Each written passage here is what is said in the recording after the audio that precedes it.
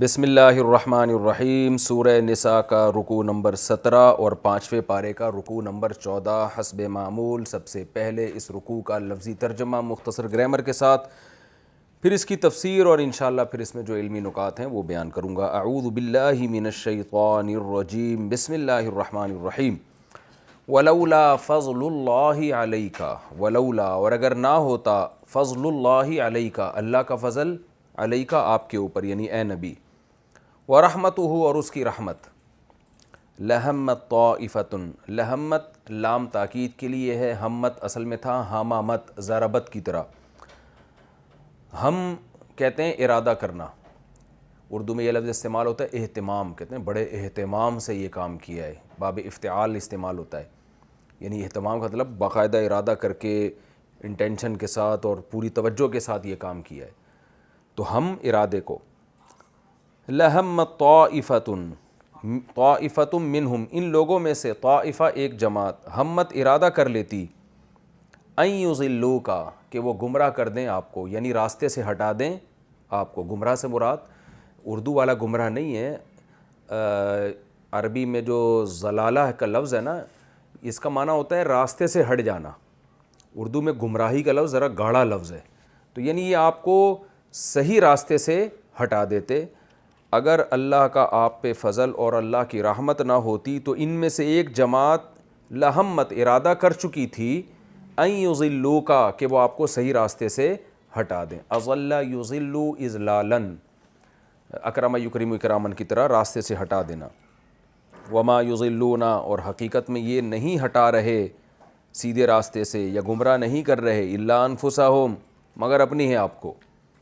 وما یضرونک اور نہیں، یضرونک نقصان پہنچا رہے، من شیئن کچھ بھی، کا کمانا آپ کو، یضرون ذرہ اصل میں تھا ضرر یضرورو، نصر ینصرو کی طرح نقصان پہنچانا، تو ذرہ یضرو پڑھا جاتا ہے، یضرون ینصرون کی طرح، اور نہیں یہ نقصان پہنچا رہے آپ کو مگر یعنی من شیئن ذرا بھی۔ وانزل اللہ اور نازل کیا ہے اللہ نے، علیکا آپ پر، الکتابہ کتاب، والحکمت اور حکمت۔ حکمت کا معنی عقل اور دانائی کی باتیں، جو کسی قوم کی ہدایت کے لیے اور کسی قوم کو صحیح راستہ دکھانے کے لیے حکمت اور دانائی کی باتیں، وہ باتیں اللہ نے آپ پر نازل کی ہیں۔ وعلمک اور سکھایا ہے اللہ نے آپ کو، ما وہ چیزیں، لم تکن تعلم جو آپ نہیں جانتے تھے۔ وَكَانَ فَضْلُ اللَّهِ عَلَيْكَ عَظِيمًا اور ہے اللہ کا فضل آپ کے اوپر عظیمہ، بہت زیادہ عظیم۔ لا خیرہ کوئی خیر نہیں ہے، میں نے یہ شروع میں بتایا تھا نا، لا نفی جنس کی ہوتی، جیسے لا الہ کوئی معبود نہیں ہے، تو زبر آتا ہے اس میں اسم کے اوپر جس پہ لا داخل ہو۔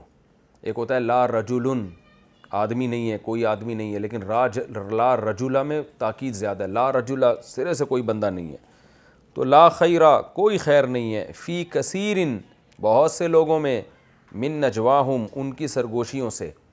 نجوا سرگوشی کو کہتے ہیں جو کان میں ہم بات کر رہے ہوتے ہیں کسی کے۔ لا خیر فی کثیر من نجواہم، کثیر کا معنی سارے لوگ نہیں، لا خیر فی کثیر من نجواہم ان لوگوں کی سرگوشیوں میں، کثیر کا معنی بہت سی سرگوشیوں میں، لا خیرہ کوئی خیر نہیں ہوتی، خیر کی بات نہیں ہو رہی ہوتی بہت ساری سرگوشیوں میں، الا مگر من اس شخص کی سرگوشی میں، امر بصدقۃ جو حکم دے صدقہ کرنے کا، او معروف یا کوئی اچھا کام کرنے کا۔ معروف جو عرف کے یعنی معروف اور منکر یہ دو لفظ استعمال ہوتے ہیں، معروف نیکی کو کہتے ہیں، منکر برائی کو کہتے ہیں۔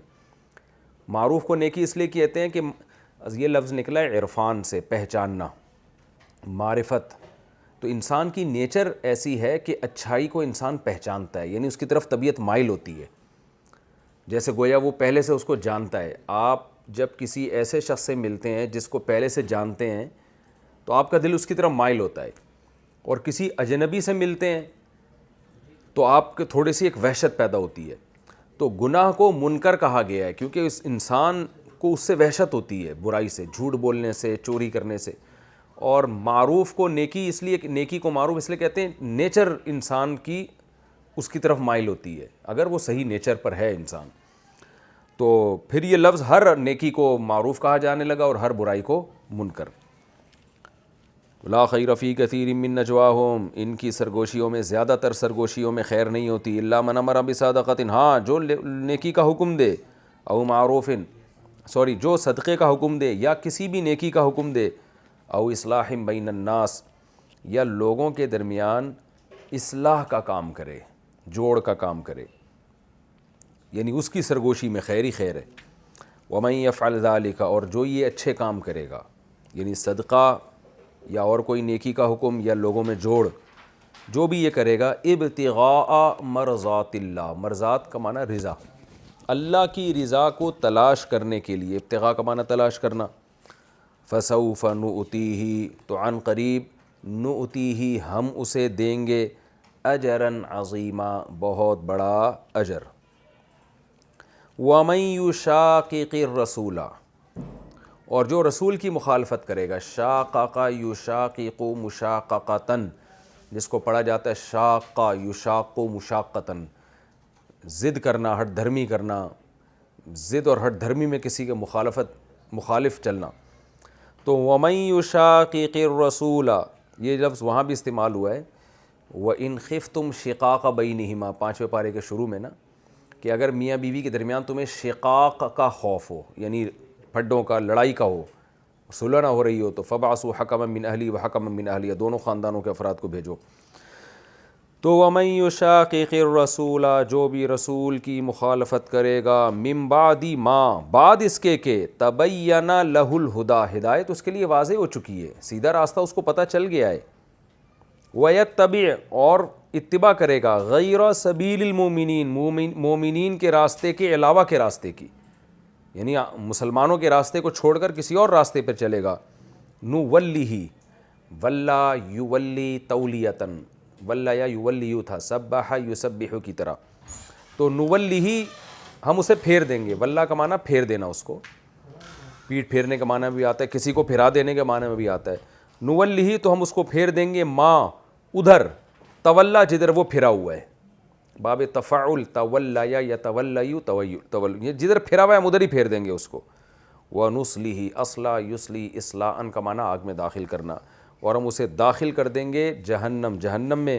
وساءت، اور کتنا ہی برا ہے، مصیرہ، ٹھکانہ، سیرورت یعنی لوٹنے کی جگہ، مصیر، کیسی ہی بری ہے وہ جہنم، ازروئے ٹھکانے کے، قرار کے لحاظ سے بہت برا ٹھکانہ ہے۔ بہت مختصر سا رکوع ہے یہ، تو یہ جو رکوع ہے اس کا پچھلے رکوع سے ہی تعلق ہے، اسی کی تکمیل ہے اس میں۔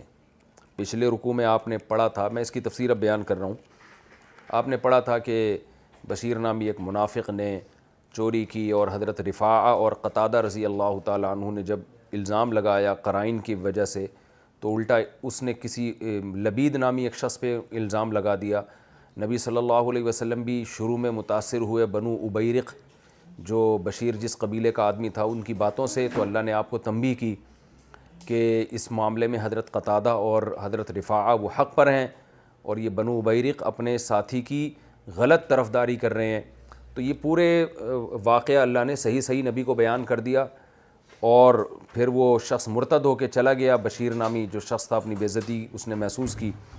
تو اب اس پورے پروسیس میں اللہ نے نبی صلی اللہ علیہ وسلم کو کسی قوم کے اثر سے متاثر ہونا یا کسی قبیلے کی وجاہت سے متاثر ہونے سے بچایا، اور حق پر قائم رہنے کی توفیق عطا فرمائی، اور بتا بھی دیا کہ اس میں حق کیا ہے۔ تو اب اللہ اپنے نبی پر اپنا یہ احسان جتلا رہے ہیں کہ اے نبی، اگر اللہ کا فضل اور اللہ کی رحمتیں آپ پر نہ ہوتیں تو آپ بھی سیدھے راستے سے ہٹ جاتے۔ یہ اللہ کا فضل ہے کہ آپ کو جا بجا وہ گائیڈ کرتا رہتا ہے، اور اگر آپ سے کہیں کوئی خطا ہوتی بھی ہے تو اللہ اس غلطی پر آپ کو تنبیہ کر کے غلطی سے معافی مانگنے کی توفیق عطا فرما دیتا ہے۔ تو یہ اللہ کی دین ہے، اس پہ آپ کو اللہ کا شکر ادا کرنا چاہیے۔ اس لیے فرمایا وَلَوْلَا فَضْلُ اللَّهِ عَلَيْكَ وَرَحْمَتُهُ، اگر اللہ کا آپ پر فضل نہ ہوتا اور اللہ کی رحمت نہ ہوتی، لَهَمَّتْ طَائِفَةٌ مِّنْهُمْ، تو ان میں سے ایک جماعت تو ارادہ کر چکی تھی، ان یضلوکا کہ وہ آپ کو سیدھے راستے سے ہٹا دیتی.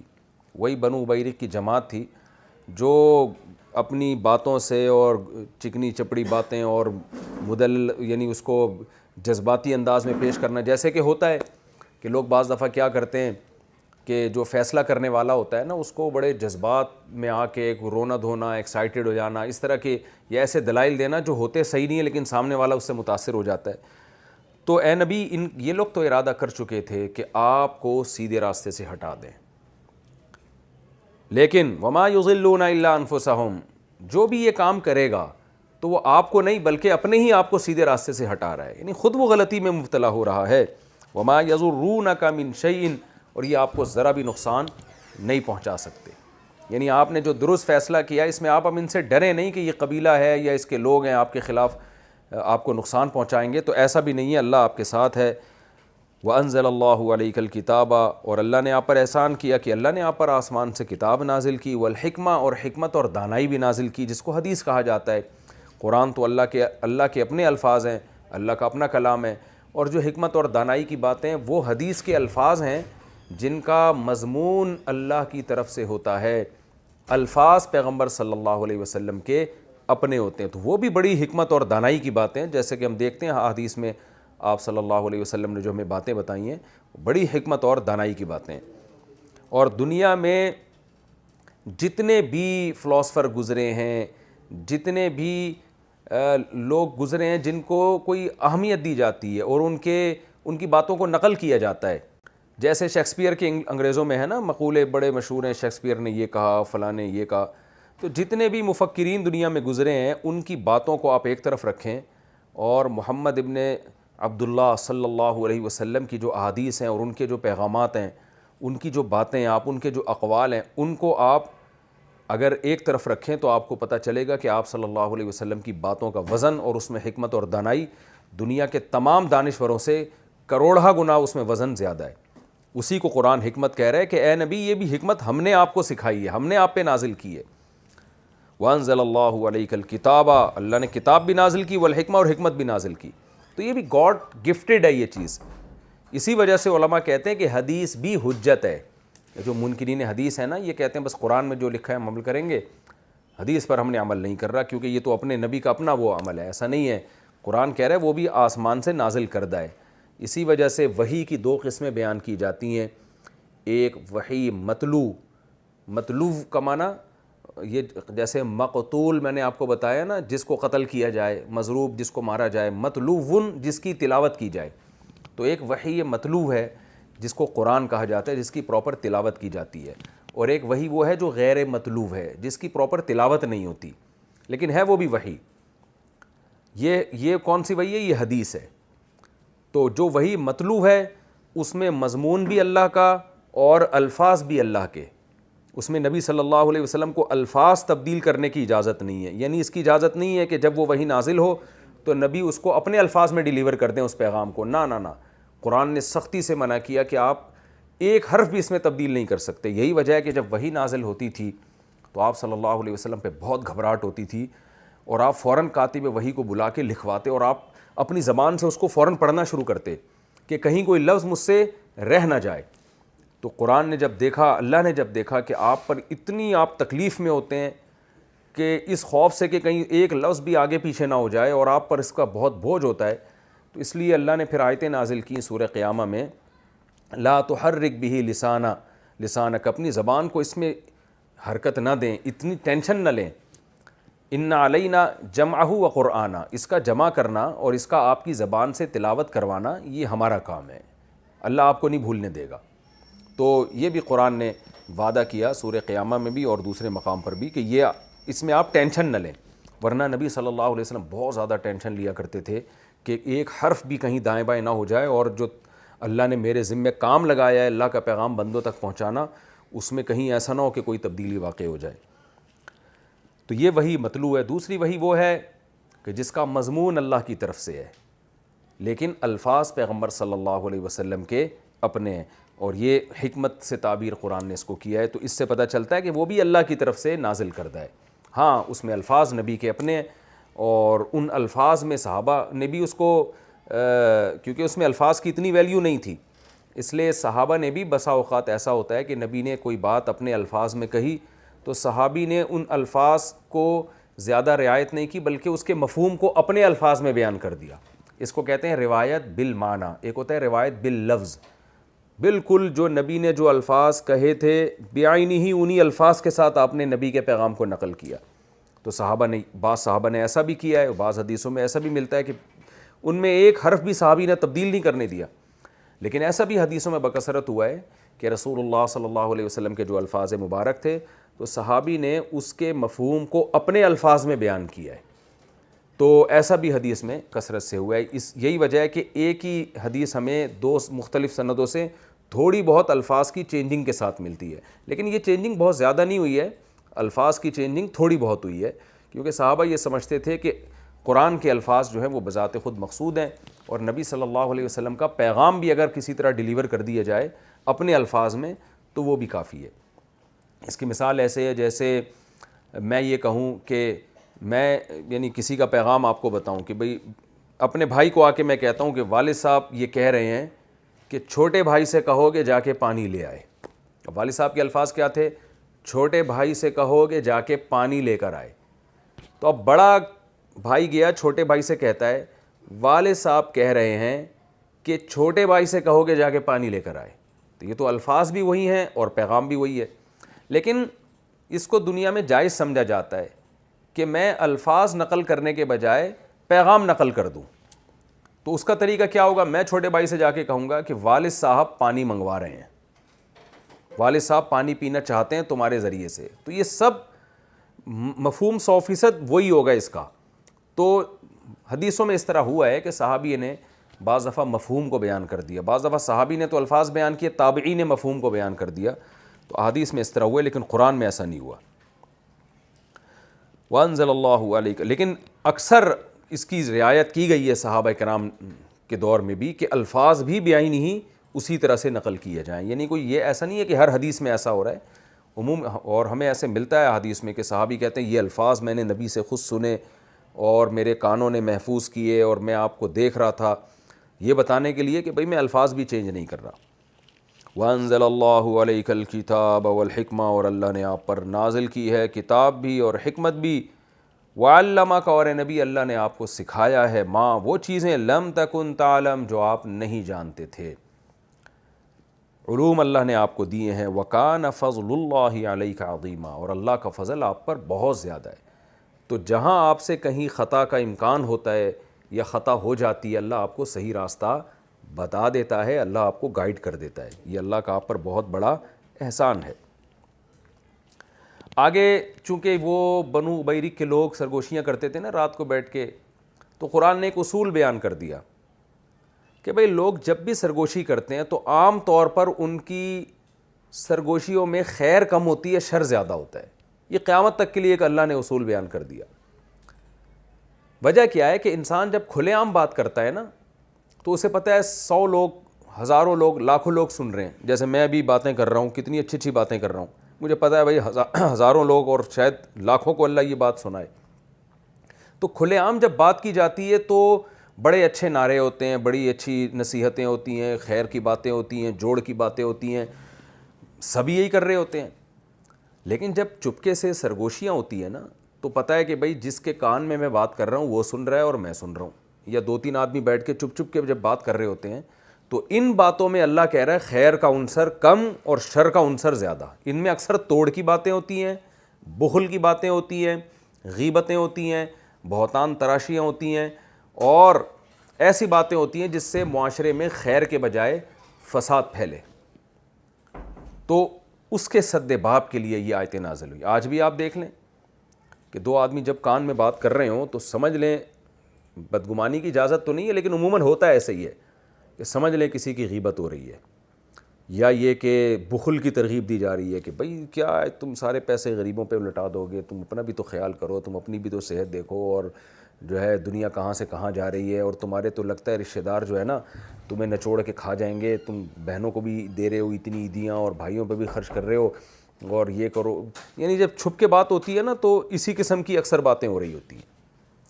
کھلے عام جب بات ہوگی تو صدقے پہ گھنٹوں گھنٹوں کے بیانات ہو رہے ہوتے ہیں, ہمیں چاہیے رشتہ داروں پہ خرچ کریں. لیکن نجی محفلوں میں نہیں ہو. گھروں میں تو آپ کو بہت زیادہ یہ چیز دیکھنے کو ملے گی. آپ نے دیکھا ہوگا کہ کھلی محفل میں ساسیں کتنی اچھی اچھی باتیں کر رہی ہوتی ہیں, لیکن جب بند کمرے میں اپنے بیٹے کے ساتھ بیٹھی ہوئی ہوگی, یعنی جب ساس سے آپ خطاب کروائیں گے نا, تو خطاب میں تو یہی ہوگا کہ بہو کا خیال کرنا چاہیے, بہو کا جو ہے نا اپنے بیٹے کو ترغیب دینی چاہیے کہ وہ اس کی جو بیوی ہے وہ بھی آخر کسی کی بیٹی ہے, اس کا خیال کرے اور اچھا سخاوت کا مظاہرہ کرے. تو ساس اگر کسی مجمع میں تقریر کرے گی تو بہوؤں کے حقوق بیان کر رہی ہوگی وہ. لیکن یہی ساس جب بند کمرے میں اپنے بیٹے کے کان میں بیٹھ کے بات کرے گی تو اکثر یہ ہوتا ہے کہ وہ یہ نہیں کہہ رہی ہوتی کہ بیٹا اپنی بیوی کا خیال کیا کرو, وہ بھی کسی کی بیٹی ہے, اپنی بہنوں کو سوچو, آج تمہاری بیٹیاں ہوں گی ان کا سوچو, تو ان کو سوچ کے دوسروں کی بیٹیوں کا بھی خیال کیا کرو, اس پہ خرچ کیا کرو, ہاتھ کھلا رکھو. یہ نہیں ہو رہا ہوتا بند کمرے میں. بند کمرے میں الٹا کام ہو رہا ہوتا ہے. جس ساس نے تقریریں کی ہیں نا بہوؤں کے فضائل پر اور سخاوت کے فضائل پر, کتابیں لکھی ہیں, وہ ساس, میں ان ساسوں کی بات کر رہا ہوں جو اس وقت میری تفسیر کا لیکچر نہیں سن رہی, تو وہ ساس کیا کریں گی, بند کمرے میں بیٹے کو کنجوسی کی بھی ترغیب دیں گی کہ سارا بہو پہ ہی اڑا دے گا تو, اور جو ہے اپنے ماں باپ کا, اپنی بہن بھائیوں کا تجھے خیال نہیں ہے, اور بیوی کے خلاف ورغلا بھی رہی ہوں گی, یعنی بہو کے خلاف کہ وہ تو یہ نہیں کرتی, وہ تو, یعنی ہر توڑ کا کام. یہی کام عورت اپنے شوہر کے ساتھ کر رہی ہوتی ہے. اگر اسے مجمع میں بیان کرنے کا موقع دیا جائے, کوئی کتاب لکھنے کا موقع دیا جائے, تو بہوؤں کو سمجھائے گی کہ ساس کا خیال کرنا چاہیے اور خدمت کرنی چاہیے, شوہر کا بڑا درجہ ہے تو اس کی ماں کا بھی بڑا درجہ ہے. لیکن یہی عورت جب بند کمرے میں اپنے شوہر کے کان میں کچھ بات کرے گی تو وہ اکثر ساسوں کے خلاف, نندوں کے خلاف, جٹھانیوں کے خلاف. تو مطلب گھر میں بھی یہی ہو رہا ہے, دفتروں میں بھی یہی ہو رہا ہے. کھلے عام جب بات کر رہے ہوں گے, بڑی زبردست بات کر رہے ہوں گے, جنہیں مثال کے طور پر آپ کسی کمپنی کے ملازم ہیں, تو سارے جب کھلے عام کوئی جو پروگرام ہوتے ہیں نا, اس میں سب کمپنی کی ترقی کی باتیں کر رہے ہوں گے کہ اگر یہ پالیسی اختیار کی جائے تو اس سے ہم زیادہ ترقی کر سکتے ہیں, یہ کیا جائے تو یہ ہماری کمپنی دن دگنی رات چوگنی ترقی کرے گی. لیکن یہی امپلائیز جب اکیلے بیٹھے ہوئے ہوتے ہیں تو باس کی غیبتیں ہو رہی ہوتی ہیں اور اپنے حقوق کی بات زیادہ ہو رہی ہوتی ہے, کمپنی کی ترقی کی باتیں کم ہو رہی ہوتی ہیں. یہی باس جب کھلے عام ملازمین سے بات کرے گا تو ملازمین کے حقوق کی بات کر رہا ہوگا, ان کی تنخواہیں بڑھانے کی باتیں کر رہا ہوگا. لیکن جب یہ اپنے دوستوں کے ساتھ بیٹھ کے سرگوشیاں کر رہا ہوگا تو الٹی باتیں کر رہا ہوگا. یعنی ایک ہمارے معاشرے کا ایک بہت بڑا یہ المیہ ہے. قرآن نے اس کو بیان کیا, لا خیر فی کثیر من نجواہم, فرمایا لوگوں کی سرگوشیوں میں, اکثر سرگوشیوں میں خیر نہیں ہوتی, الا من امر بصدقۃ, ہاں اس کی سرگوشی میں خیر ہے جو یہ 3 کام کر لے. یعنی اللہ ترغیب دے رہے ہیں کہ کھلے محفلوں میں تو تم بڑی اچھی اچھی باتیں کرتے ہو, جب نجی محفلوں میں بیٹھا کرو اور چھپ کے ایک دوسرے کے ساتھ گپ شپ لگایا کرو تو اس میں بھی یہ والے کام کیا کرو, تو تمہاری نجی محفلیں اور تمہاری سرگوشیاں بھی اللہ کو پسند آئیں گی. وہ کیا کام کیا کرو, امر بصدقۃ, صدقے کا حکم دیا کرو. یہ بڑا مشکل کام ہے کہ آپ تنہائی میں کسی کے کان میں اس کو دوسروں پہ خرچ کرنے کی ترغیب دیں. اپنے اوپر خرچ کرنے کی ترغیب تو انسان کھلے عام نہیں دے رہا ہوتا, کھلے عام جب تقریر کرے گا تو دوسروں پہ خرچ کرنے کے لیے. لیکن جب بند کمرے میں کسی سیٹ سے بات کرے گا تو وہ اپنے اوپر خرچ کرنے کے فضائل بیان کر رہا ہوگا, دوسروں پہ خرچ کرنے کے فضائل نہیں بیان کر رہا ہوگا. یہ عام طور پر ہوتا ہے. لیکن اللہ کیا فرماتے ہیں, نا نا نا نا, جب سرگوشیاں کیا کرو تو ترغیب دیا کرو صدقہ کرنے کی. تو وہ ساس بہت اچھی ہے جو اپنے بیٹے کو ترغیب دے رہی ہو بہو پہ خرچ کرنے کی. وہ بہو بہت اچھی ہے جو بند کمرے میں اپنے شوہر کو ترغیب دے رہی ہو اپنی ماں اور اپنی نندوں جٹھانیوں کا خیال کرنے کی, کہ بھئی اپنے شوہر کو کہہ رہی ہو کہ اپنی بہنوں کا بھی خیال کیا کرو, ان کے بچوں کا بھی خیال کیا کرو. اور وہ کمپنی کا جو اونر ہے وہ بہت اچھا ہے کہ جو جب اپنے جیسے اونرز کے ساتھ مل کے تنہائی میں بیٹھتا ہے تو ان کو ترغیب دیا کرے کہ بھائی میں اپنے ملازمین پہ بہت خرچ کرتا ہوں, تم بھی اپنے ملازمین پہ خرچ کیا کرو, اس پہ اجر ملتا ہے, یہ چیز برکت, مال میں برکت کا ذریعہ بنتی ہے. تو اللہ فرماتے ہیں کہ نجی محفلوں میں ایک دوسرے کو چھپ کے صدقے کی ترغیب دیا کرو, او معروفن, یا اور کوئی بھی بھلے کام کی. صدقے کو ہائی لائٹ اس لیے کیا کہ اس کی بہت کم ترغیب دی جاتی ہے. دوسری نیکیوں کی تو ترغیب دے دی جاتی ہے لیکن صدقے کی کم ترغیب دی جاتی ہے. انسان کی طبیعت میں بخل ہے, وہ چاہتا ہے کہ اگر کوئی خرچ کرے تو مجھ پہ ہی کرے, دوسروں پہ کیوں کرے یہ خرچ. تو اللہ نے فرمایا دوسروں پہ خرچ کرنے کی ترغیب دیا کرو. او معروفین, یا اور بھی کوئی بھی اچھے کام کی ترغیب دے دیا کرو نجی محفلوں میں. او اصلاح بین الناس, یا سرگوشیوں میں جوڑ کی بات کیا کرو. ایسا کام کرو جس سے آپس میں جوڑ پیدا ہو. عام طور پر کھلی محفلوں میں تو جوڑ کی بات ہوتی ہے, تعریفیں ہوتی ہیں, وہ بھی بہت اچھا, وہ بھی بہت اچھا. نجی محفلوں میں غیبتیں ہوتی ہیں جس سے گھر ٹوٹتے ہیں, بہتان تراشیاں ہوتی ہیں. یہ بھی آپ گھروں میں بھی دیکھ لیں, مسجدوں میں بھی دیکھ لیں, دفتروں میں بھی دیکھ لیں. گھروں میں کیا ہو رہا ہوتا ہے, وہی جب ساس اپنے بیٹے کے ساتھ بیٹھے گی تو بہو کی برائیاں چھپ چھپ کے اس کے کان میں کر رہی ہوگی, آواز بھی آہستہ ہو جاتی ہے. اور بیوی جب اپنے شوہر سے کر رہی ہوگی تو کبھی نہیں ماں کی تعریفیں یعنی اپنے شوہر کی, بلکہ اس کی برائیاں کہ وہ تمہاری اماں ایسی اور تمہاری بہنیں ایسی اور یہ کر کے گئی ہیں اور یوں کر کے گئی ہیں, پڑوس یوں کر رہے تھے فلاں, تمہارا بھائی تو ایسا ہے, اس کو تو خیال ہی نہیں ہے تمہارا, وہ تو سب باپ بن کے بیٹھا ہوا ہے تمہارے گھر میں. یعنی ہر وہ کام جس سے دلوں میں نفرتیں پیدا ہوں. تو اللہ فرماتے ہیں اس کے بجائے کیا کیا کرو, جوڑ پیدا کیا جوڑ, ایسی باتیں کیا کرو جس سے جوڑ پیدا ہو. کوئی آپ کے سامنے غیبت کر رہا ہے تو آپ بتاؤ بھائی نہیں ایسا نہیں ہے, وہ آپ کو شاید غلط فہمی ہوئی ہے, وہ تو آپ کی بڑی تعریفیں کرتا ہے, وہ تو آپ سے بڑا متاثر ہے.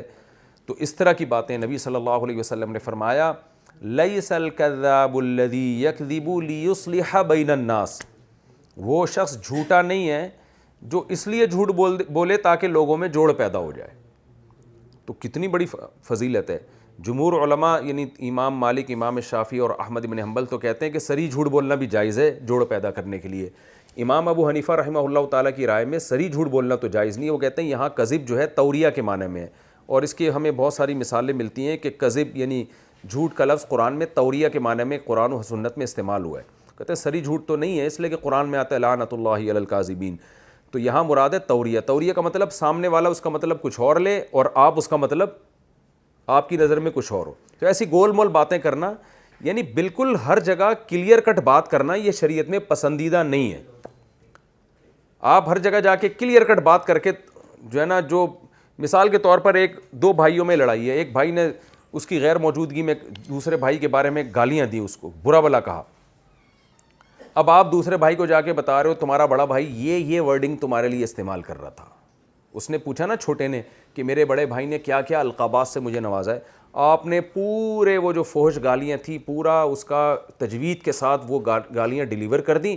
یہ کہا ہے آپ کے بڑے بھائی نے. لوگوں نے پوچھا آپ ایسا کیوں کر رہے ہیں, آپ نے کہا میں ہمیشہ سچ بولتا ہوں. اس نے مجھ سے پوچھا تھا بڑے نے میرے بارے میں کیا کیا کہا ہے, تو میں نے بتا دیا کہ یہ کہا ہے پوری تجوید کے ساتھ, اور اعوذ باللہ بسم اللہ پڑھ کے میں نے پورا بتا دیا. بھائی یہ تو اس سے تو نفرت پیدا ہوگی چھوٹے کے دل میں بڑے کی. تو آپ نے دلیل یہ دی کہ بھائی میں جھوٹ نہیں بولتا. اس نے پوچھا تھا کیا کیا کہا ہے, تو میں بات گھمانا میری عادت ہی نہیں ہے, میں تو کلیئر کٹ بات کرنے کا عادی ہوں. اگرچہ میری نیت لڑانے کی نہیں تھی, میں نے کلیئر کٹ بات کی ہے, بھائی میں اس سے گول مول باتیں نہیں ہوتی. تو یہ ایسے موقع پہ یہ بات غلط ہے. ایسے موقع پہ گول مول بات کرنا یہ زیادہ ثواب ہے. امام مالک, امام شافعی کے یہاں تو سری جھوٹ بول دو کہ اس نے گالی دی نہیں ہے. امام ابو حنیفہ کہتے ہیں سری جھوٹ تو نہ بولو لیکن گول مول بات کرو. گول مول بات کیسے ہو سکتی ہے, بھائی آپ کو پتہ نہیں کس نے کہہ دی, بڑی بڑی گالیاں دی ہیں, کچھ وہ تھوڑی بہت کچھ آپ کی چیزوں پر اعتراض کر رہے تھے, وہ کچھ دو چار الفاظ جو انسان غصے میں کبھی کبھار کہہ ہی دیتا ہے, کوئی اس طرح کا تھا. وہ کوئی ایسا نہیں ہے, میں اس وقت وہاں موجود تھا, وہ اتنی بری باتیں نہیں ہیں جتنی آپ سمجھ رہے ہیں. اور پھر آپ نے تعریفیں شروع کر دیں, بھائی وہ کچھ ایسے اچھے الفاظ بھی کہتے اس نے. یعنی یہ انسان خود فیصلہ کر لیتا ہے ایسے موقع پہ کہ ایسے موقع پہ جھوٹ سے بچے بغیر آپس میں جوڑ کیسے پیدا ہوگا. تو ایسے موقع پہ کلیئر کٹ بات کرنے کی آپ کو اجازت نہیں ہے, بلکہ گول مول گھما کے بات کرنا ایسے موقع پہ ثواب ہے. عام حالات میں تو باتوں کو گھمانا کوئی اچھا کام نہیں ہے, لیکن جوڑ پیدا کرنے کے لیے باتوں کو گھمانا اور ایسی بات کرنا کوئی گھما پھرا کے تاکہ آپس میں محبتیں پیدا ہوں, تو یہ شریعت کا بہت اہم حکم ہے اور آپ صلی اللہ علیہ وسلم نے اس کی ترغیب دی ہے. بات چونکہ جھوٹ سے نکلی ہے تو حدیث میں یہ بھی آتا ہے کہ بیوی کو خوش کرنے کے لیے بھی جھوٹ بولنا جائز ہے. تو وہاں بھی جھوٹ کا مطلب یہی ہے امام ابو حنیفہ کے نزدیک کہ بعض دفعہ کلیئر کٹ بات کرنے سے عورت کو تکلیف ہوتی ہے, تو اس میں بھی آدمی ایک بات کو تھوڑا گھما سکتا ہے. ہر بات گھر میں ایک دم بالکل صحیح شروع کر دیں گے تو گھروں میں لڑائیاں پیدا ہوں گی. تو اس میں علماء نے اس کی مثالیں دی ہیں. مثال کے طور پر آپ کو بیوی کسی دن اچھی نہیں لگ رہی ہے, آپ کو وہ اس کا لباس اچھا نہیں ہے, اب آپ ایک دم اس کے منہ پہ کہہ دیں کیا تمہاری عجیب سی شکل ہے, اور جیسے لوگ کر دیتے ہیں, اس سے نفرتیں پیدا ہوتی ہیں. اس میں انسان تھوڑا سا بات کو گھما دے کہ کوئی بھی طریقہ استعمال کر لے. کھانے میں ہے کہ اگر کھانا صحیح نہیں پکا تو ایک دم کہنے کیا تم بالکل ہی غلط پکاتی ہو, تو ایسا نہیں ہے, آپ تھوڑا سا گھما دیں کہ بھئی کھانا تمہارا ماشاءاللہ بہت اچھا ہوتا ہے, لیکن تھوڑی محنت کرو تو اور اچھا ہو جائے گا. تو بظاہر تو یہ غلط بات ہی ہے کہ اچھا تھا نہیں تو آپ نے اس کو اچھا کہہ دیا, لیکن اچھے کا مطلب اس سے بھی تو خراب پک سکتا تھا نا, اس سے کم از کم یہ اچھا ہے. تو گول مول بات جو ہے جوڑ پیدا کرنے کے لیے یہ شریعت میں اجازت ہے. اس لیے کہ اگر آپ کی طبیعت میں لچک نہیں ہوگی نا, آپ ہر جگہ یعنی ٹو دا پوائنٹ اور ایک دم کلیئر کٹ بات کرنے کے عادی ہوں گے, جیسے کہ لوگ ہوتے ہیں, بعض کہتے ہیں ہم تو بھائی جو ہوتا ہے بس ہم دل میں تو رکھتے نہیں, ہم تو جو ہوتا ہے ایک دم سیدھی بات کرتے ہیں, تو یہ معاشرے میں سروائیو نہیں کر سکتے, یہ لڑواتے رہتے ہیں لوگوں کو, فسادی ہوتے ہیں ایسے لوگ. ہاں کہیں سیدھی بات کرنی پڑتی ہے وہاں تو ضروری ہے, لیکن جہاں سیدھی بات کرنے سے آپس میں جنگ و جدال کا خطرہ ہو, لڑائیوں کا خطرہ ہو, آگ لگنے کا خطرہ ہو, وہاں شریعت کہتی ہے نہیں بھائی لوگوں کو لڑواؤ مت, بلکہ گول مول بات کر کے ان میں جوڑ پیدا کر دو. تو اللہ نے فرمایا کہ جو بھی یہ کام کرے گا, یعنی صدقے کا حکم دے گا, نیکی کا حکم دے گا, او اصلاح بین الناس, یا لوگوں میں نجی محفلوں میں جوڑ پیدا کرنے کی کوشش کرے گا, فسوف نؤتیہ ومن یفعل ذلک ابتغاء مرضات اللہ, جو بھی یہ کام کرے گا اللہ کو خوش کرنے کے لیے. یہ اللہ کو خوش کرنے کے لیے اس لیے کہا کہ جب ہم کھلی محفل میں بات کرتے ہیں نا تو اس میں تو ریاکاری کا اندیشہ ہو سکتا ہے, اس لیے کہ لوگ بولیں گے ماشاءاللہ اتنی اچھی تقریر کی حضرت جی نے, جوڑ کی بات کی ہے, کیسے زبردست ماشاءاللہ بہت اچھی بات. تو اس میں تو لوگوں کی تعریفیں بھی ہو سکتی ہیں, لیکن جو نجی محفل میں جب کوئی چپکے سے جوڑ کی بات کرتا ہے تو اس میں لوگ تو سن ہی نہیں رہے, تو تعریف کہاں سے کریں گے. تو اس میں آپ کو موٹیویشن اللہ کی رضا کے جذبے کے علاوہ کسی اور چیز سے نہیں ملے گی, نہ اس میں آپ کو پیسے مل رہے ہیں, نہ آپ کی عزت ہو رہی ہے, بلکہ بعض دفعہ اپنے مفاد پہ زد پڑ رہی ہوتی ہے. عورت اگر اپنے شوہر سے کہے کہ اپنی بہنوں کا بھی خیال کیا کرو, تو عورت کو یہ خطرہ ہوتا ہے کہ بھئی میری طرف سے توجہ ایسا نہ ہو کچھ کم ہو جائے. تو یہاں تو اپنے مفاد پہ زد پڑ رہی ہے اور کچھ بھی نہیں مل رہا, اس لیے اللہ نے فرمایا کہ دیکھو کچھ تو نہیں مل رہا, لیکن اگر اللہ کے لیے یہ کام کرو گے تو اللہ کی طرف سے بہت بڑا اجر ملے گا. تو اللہ کے اجر کو سوچ کے, مخلوق سے واہ واہ کی خاطر تو لوگ بہت کچھ کر لیتے ہیں. تو نجی محفلوں میں جب خیر کا کام کرو گے, تنہائیوں میں خیر کا کام کرو گے, تنہائیوں میں نیکیاں کرو گے, اللہ کے علاوہ کوئی نہیں دیکھ رہا, تو یہ نہ سمجھو کہ اللہ تمہاری اس نیکی سے غافل ہے, بلکہ اللہ کیا کرے گا, وَمَن يَفْعَلْ ذَلِكَ ابْتِغَاءَ مَرْضَاتِ اللَّهِ, جو بھی یہ کام اللہ کو خوش کرنے کے لیے کرے گا, فَسَوْفَ نُؤْتِيهِ أَجْرًا عَظِيمًا, عن قریب ہم اسے بہت بڑا اجر دیں گے. یہاں اللہ نے عن قریب کا لفظ استعمال کیا اس لیے کہ انسان مایوس ہوتا ہے کہ میں تو جوڑ کی بات کر رہا ہوں, رشتہ داری کو جوڑ رہا ہوں, مسلمانوں میں آپس میں جوڑ پیدا کر رہا ہوں, انسانیت میں جوڑ پیدا کر رہا ہوں, مل تو کچھ بھی نہیں رہا ہے. تو اس لیے اللہ نے فرمایا فسوف, عن قریب ملے گا, فوراً نہیں ملتا. فوراً اگر ملنا شروع ہوتا تو ساری دنیا ہی جوڑ کر رہی ہوتی نا, سارے کوئی بھی نہیں لڑوانے کی. فوری تو لڑوانے میں مزہ آتا ہے, دوسروں کو لڑتا ہوا دیکھ کے آدمی سمجھتا ہے کہ یہ تو بے عزت ہو گئے, میری عزت ہو جائے گی. تو فوری جو فائدہ ہوتا ہے وہ شر کی بات میں ہوتا ہے, لیکن خیر کی بات میں فوری فائدہ نہیں ہوگا. اللہ نے تسلی دے دی ہے, ہوگا ضرور. فسوفا, اور زیادہ دیر نہیں لگے گی, عن قریب میں اجر دے دوں گا. عن قریب میں موت کے بعد بھی ہو سکتا ہے, کیونکہ وہ بہت جلد آنے والی ہے موت, ہم تو اسے دور سمجھتے ہیں لیکن اللہ کے ہاں وہ قریب ہے. اور عن قریب میں دنیا بھی مراد ہو سکتی ہے کہ دنیا میں ہی اس کو اس کا اجر بہت جلد مل جائے گا. وہ دنیا کا اجر کیا ہے کہ آہستہ آہستہ لوگوں کے دلوں میں اس کی عزت بیٹھے گی, آہستہ آہستہ لوگوں کو اس پر اعتماد آنا شروع ہو جائے گا کہ یہ آدمی فتنہ پرست نہیں ہے. اس عزت سے دنیا کے بھی فائدے حاصل ہوتے ہیں, مالی فائدے بھی اور جسمانی فائدے بھی, یعنی روحانی فائدے بھی, اخروی فائدے بھی حاصل ہوتے ہیں. تو اللہ فرماتے ہیں فَسَوْفَ نُؤْتِيهِ أَجْرًا عَظِيمًا, عن قریب ہم اسے بہت بڑا اجر عطا فرمائیں گے. اس آیت پر میں نے بہت سے علماء کو عمل کرتے دیکھا ہے. بسا اوقات ہم نے دیکھا کہ دو مسلمانوں میں لڑائی ہوئی, اب ہم تو نیوٹرل سے ہو جاتے ہیں نا, عام طور پہ لوگوں کی عادت ہے بھئی ان کا آپس کا مسئلہ ہے, وہ دو بھائی لڑے ہیں تو لڑتے رہے, ہمیں کیا ہے بھئی ان کا آپس کا مسئلہ ہے. لیکن میں نے اپنی زندگی میں بہت سے علماء کو دیکھا ہے کہ وہ حالانکہ وہ ان کے لیے اجنبی ہوتے ہیں, لیکن جب انہیں اطلاع ملتی ہے نا کہ یہ دونوں بات نہیں کر رہے, تو وہ کسی طرح انکوائری کر کے گھستے ہیں ان میں، اور کہ بھائی یہ ٹھیک ہے ان کا مسئلہ ہے اور مجھے اس میں کوئی فائدہ نہیں ہے، لیکن شاید میری محنت سے یہ آپس میں جوڑ پیدا ہو جائے۔ تو میں نے دیکھا ہے میاں بیوی کے اختلاف میں بعض لوگ محنت کر کے، بڑی قاتلانہ لڑائیاں ہوئی ہوئی تھیں، لیکن وہ ان کے معاملات میں گھستے ہیں، انکوائری کرتے ہیں اور ان میں صلح کرا دیتے ہیں۔ تو یہ بڑی وجہ کیا ہے؟ ان کو پتہ ہے بھائی اس پہ اللہ نے بہت بڑے اجر کا وعدہ کیا ہے، نوتی ہی، اللہ کہتے ہیں ہم دیں گے اس کو۔ لیکن ایسے لوگ بھی ہیں جو کہتے ہیں یار ان کا معاملہ ہے، ہمیں کیا، لڑتے رہو ساری زندگی لڑتے رہو، ان کا تو کام ہی یہی ہے۔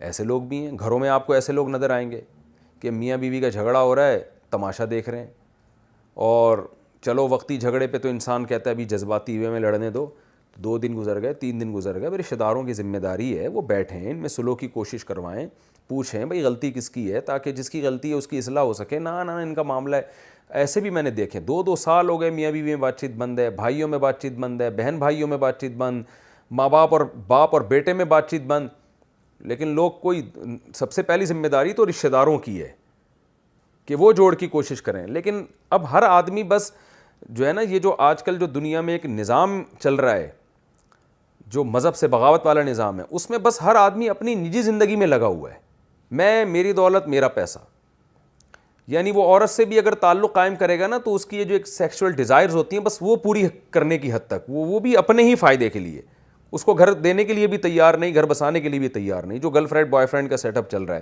تو یہ بیسک اس کی کیا ہے بھائی، میں اور بس میں کسی طرح صحیح رہوں اور میں کھاتا پیتا رہوں اور میں سکون زندگی گزاروں۔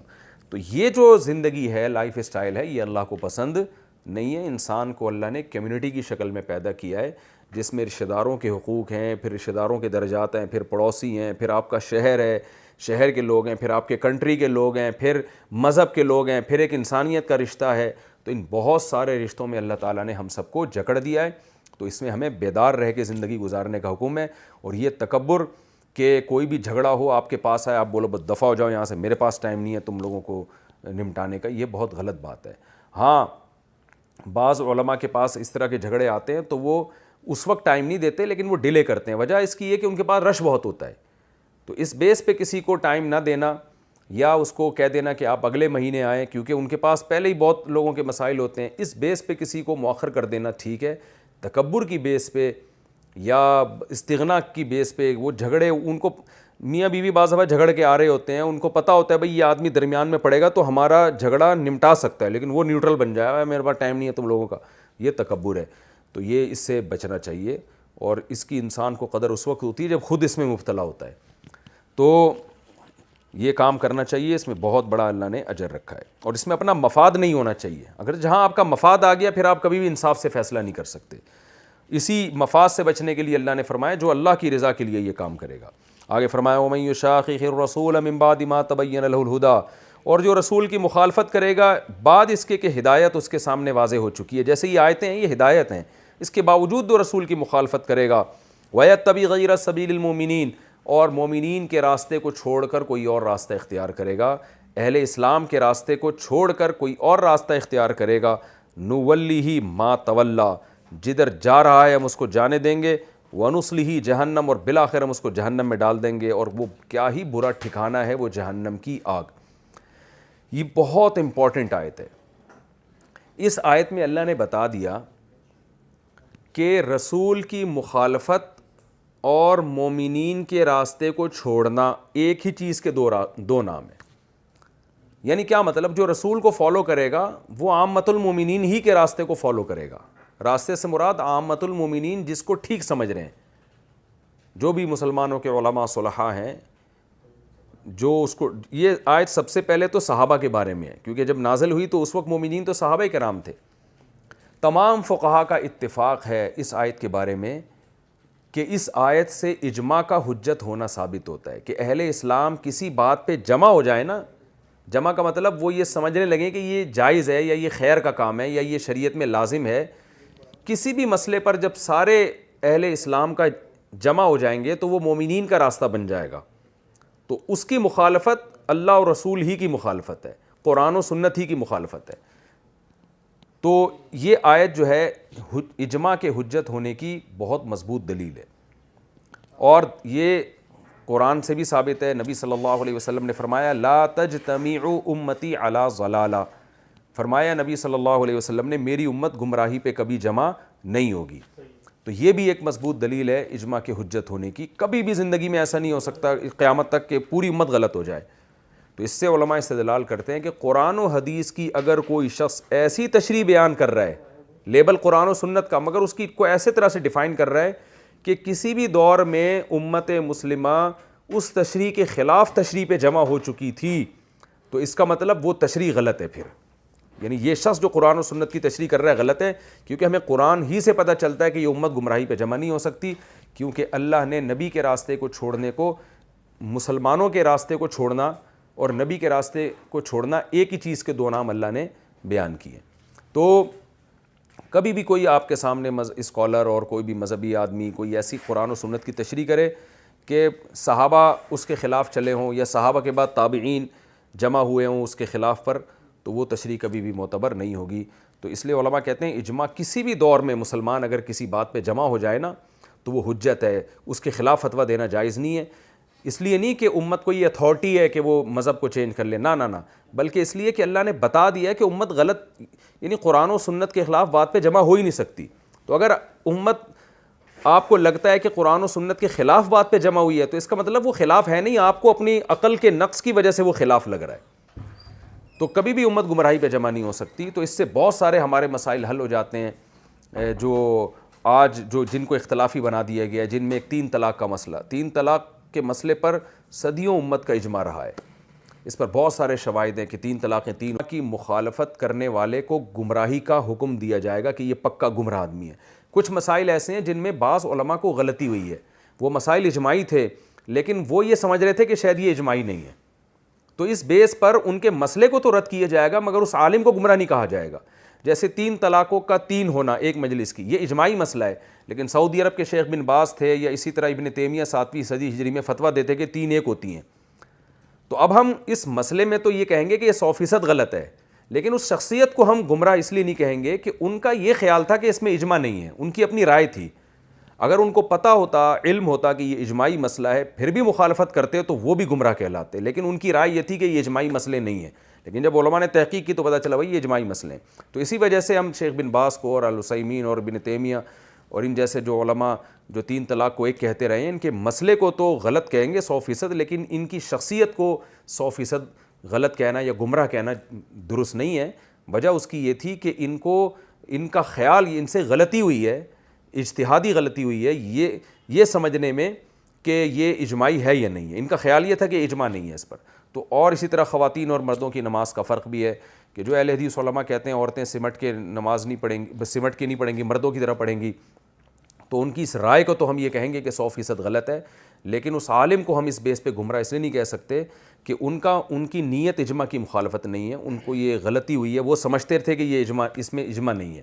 تو بعض دفعہ عالم سے اجتہادی غلطی ہوتی ہے اجماع کو پہچاننے میں، اس بیس پہ اس عالم کو گمراہ نہیں کہا جائے گا، البتہ اس کی رائے کو غلط کہا جائے گا۔ تو 20 رکعت تراویح میں بھی ایسا ہی ہے۔ تو اسی وجہ سے ہم ان کو اجماع کے باوجود بھی فروعی مسائل اس لیے کہتے ہیں کہ اس میں اجماع پہچاننے میں بعض علماء سے غلطی ہوئی ہے۔ تو جلدی سے میں اس رکوع کا خلاصہ پیش کر دیتا ہوں، مکمل ہو گیا ہے۔ ایک تو یہ کہ اللہ نے بتا دیا اپنے نبی کو ولولا فضل اللہ علیک ورحمتہ، کہ اے نبی اللہ کا آپ پہ بھی فضل نہ ہوتا تو آپ بھی سیدھے راستے سے ہٹ سکتے تھے۔ تو آپ سوچیں ہم اور آپ کس کھیت کی مولی ہیں، ہمیں اللہ سے اس کا فضل مانگنا چاہیے، دعائیں مانگنی چاہیے کہ اللہ ہمیں بھی غلط راستے سے تو بچا کے رکھ، کیونکہ نبی کو جب اللہ کی مدد کی ضرورت ہے تو ہم اور آپ کو اللہ کی مدد کی کیوں ضرورت نہیں ہے۔ تو اپنے آپ پر کبھی ناز نہیں کرنا چاہیے اور اپنے علم پر کبھی ناز نہیں کرنا چاہیے۔